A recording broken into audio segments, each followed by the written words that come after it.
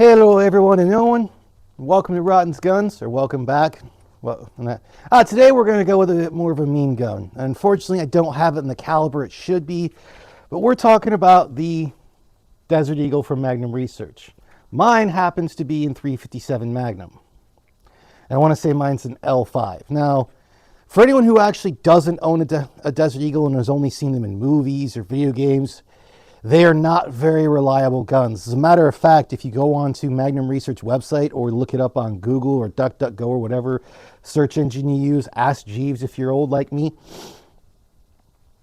they have recommended ammo loadouts, which usually aren't reloads or anything.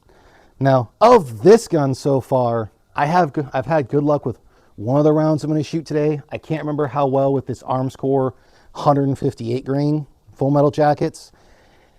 Heavier bullets for the 357 Magnum has tended done well. I want to say the 50 Action Express tends to work better since it's a rimless cartridge that borrows the rim of a 44 Magnum. It's just wider than a 44 Magnum is. I did have my gas block. I don't know how well you can see that in here. It actually broke and caused some issues, but it also is a consumable item of these. So we'll go through with the 9 rounds of Arms Corps and see if it actually functions in full. I made sure I lubed it up good. Oh, my hand still freaking hurts from that 357 out of that snub nose 640. Okay. So on that one, we got it ejected, but didn't pick up a new round. So like I said, every single one of these is not the same. Ejected, didn't pick up a round.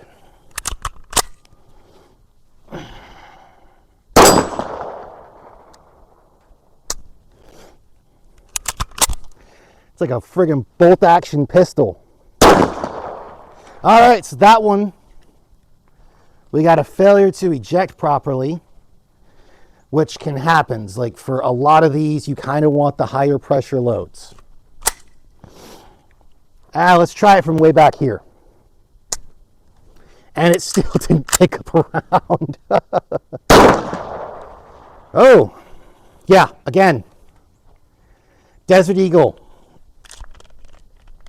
the meme gun of meme guns. Come on.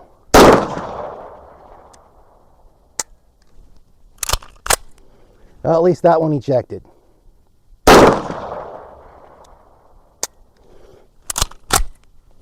Is this the last round? I wasn't counting. Nope.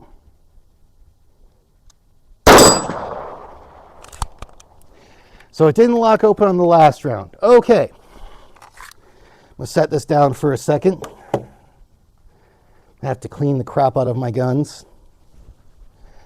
Oh, I'm only going to do one more gun after this one. So next, I'm going to bring out the rounds that have actually been the most reliable for my Desert Eagle. And they are an HSM 357 Magnum 180 grain jacketed hollow point bare load. So HSM, bare load. I think these were the rounds that actually broke my G-Force mare's leg that I bought, which we think had a hairline fracture that just broke loose because of the pressure. And if someone's like, oh, well, you shouldn't be using that high pressure rounds, it should be a mare's leg, just like their rifles, should be able to handle these. Oh, it is hot out today. So for anyone who'd like to see it, that's what the hollow point's actually going to look like. Let's see if I can get out of the way of it. Hopefully it's been focusing in on these things. So we've actually got 2 mags of these, so I'm going to go ahead and grab the second mag. I really got to sight this thing in properly. Okay. Oh, God dang it. I should have grabbed some tape and taped my hand.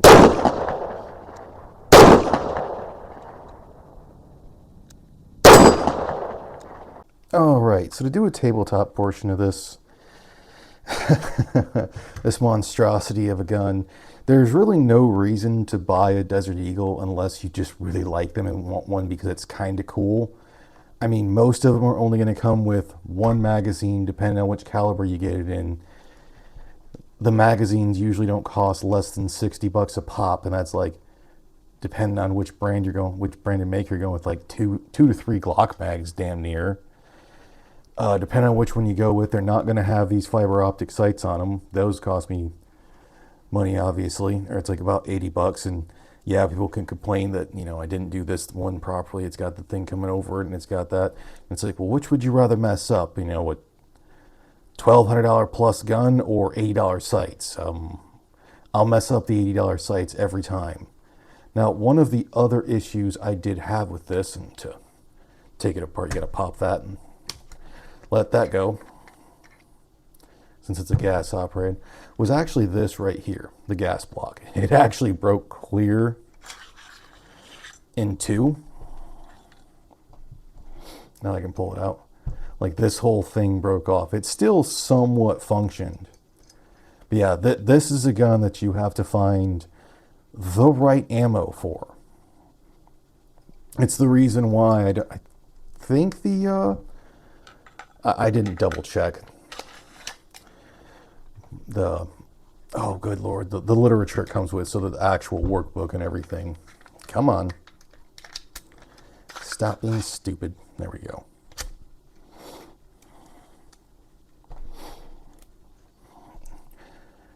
We'll actually recommend some ammo.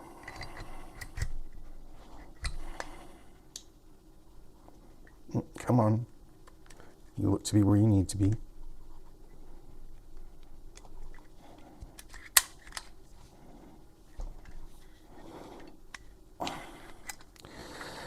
All right. Oh.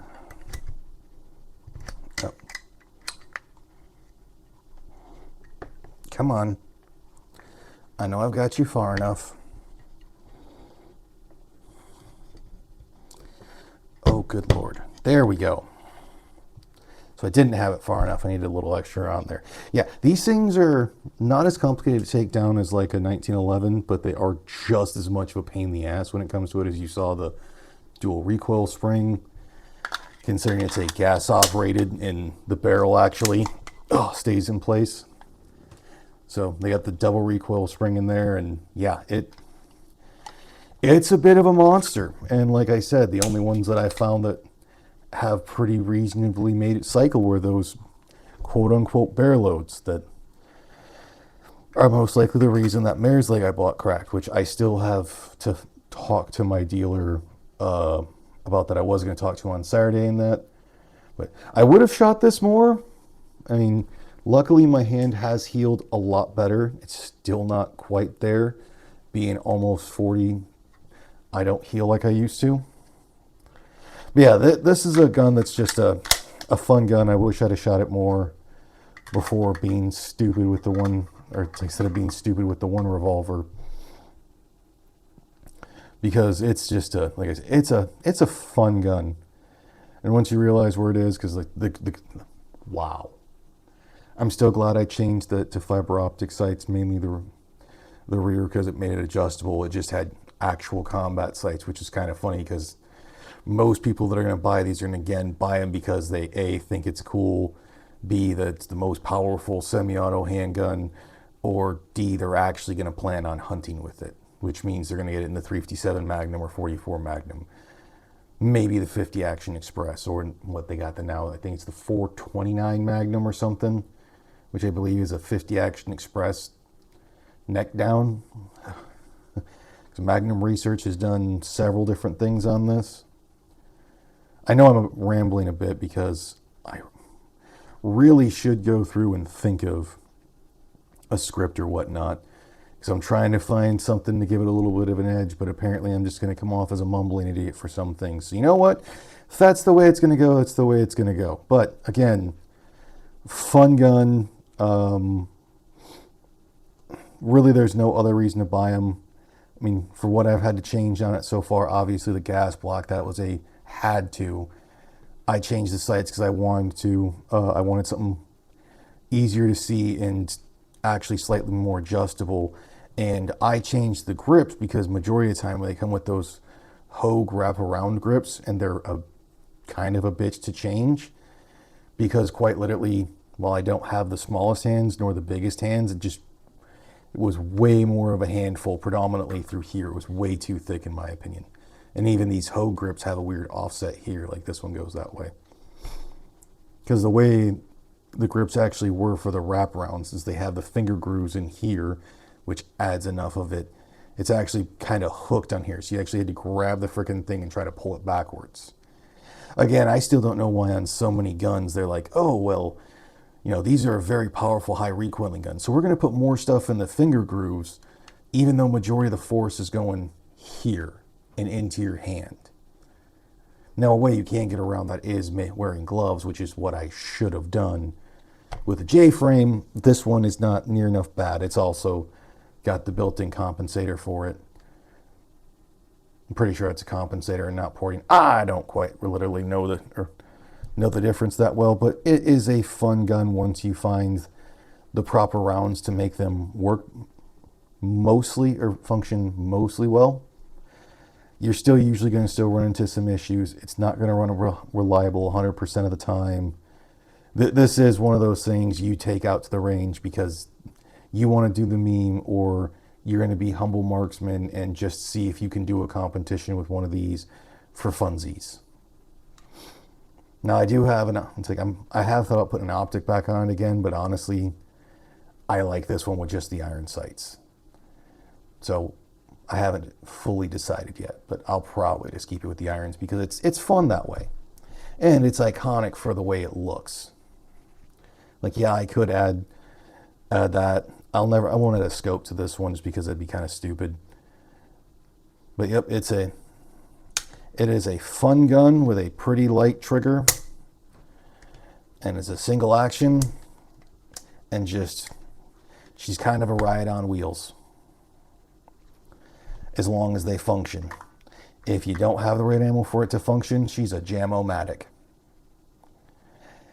Might as well call it Bob Marley because it be jamming. Yeah, it's a bad joke, and I don't care.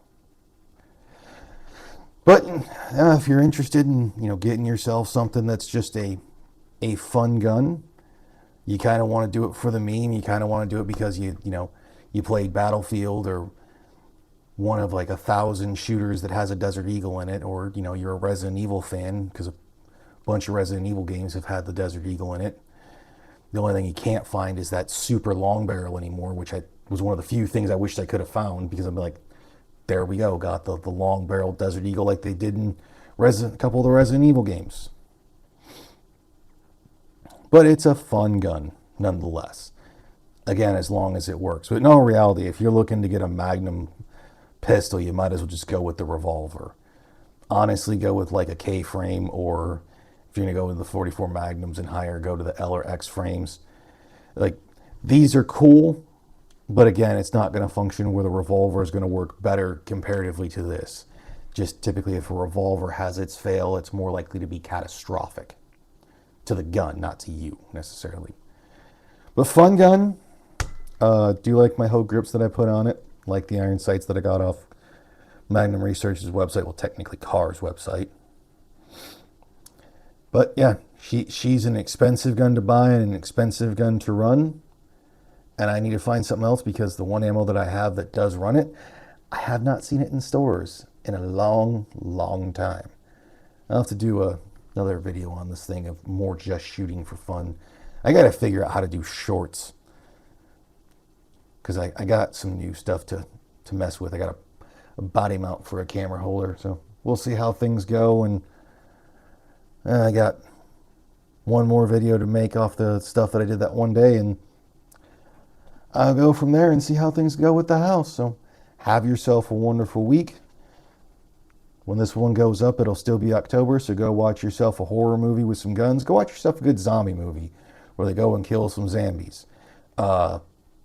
Heck, you could go watch the Resident Evil, at least the second Resident Evil movie has featured this. Actually, a few different of them have. Again, not a great one for the Resident Evil. Oh, before I get out of here, one of the things I still think Magnum Research ought to do with this whole thing is, well, I think it was a IWI or IMI at the time. Is it IMI now? Or I don't know. But the Israeli version, since if I remember correctly, Magnum Research actually was the one who designed the Desert Eagle and then licensed IWI to manufacture it for the longest time. They made the Jericho, which is otherwise known as the Baby Eagle. I still think they ought to go through on this gun, it's not on this gun itself, but on these guns and reduce the size like 1/3 of what it is and then put it chambered in a regular pistol cartridge, not 9mm, which most would probably want, but something like your 10mm, your 45, and then like your 50 GI. Because then you could still, market it towards outdoorsmen and that whole thing, but it'd be more likely easier to find a way to make it function with those rounds, but also be easier to put in someone's hand and shoot. And you could still keep the straight, single stack mags and do the exact same thing you did with the regular Desert Eagles, depending on its generation, because the original Desert Eagles were only available in 357 Magnum until they came out with the 44 and then eventually 50 Action Express. But have it that, with a barrel change and plausibly a bolt change, you can go through and obviously change the caliber. Because normally what they recommend is to get the one in like 44 Magnum or 50 Action Express, because those use the same. Oh, it helped. No, I did have a freaking mag in it. Because that's actually your bolt. And they more recently have been selling the bolt in the different calibers. For the longest time, you could only find it in 357 Magnum. So it was easiest, like I said, to get it in 44 or 50 Action Express, because then all you had to do was buy a barrel and mag and convert it. It'd be extremely easy.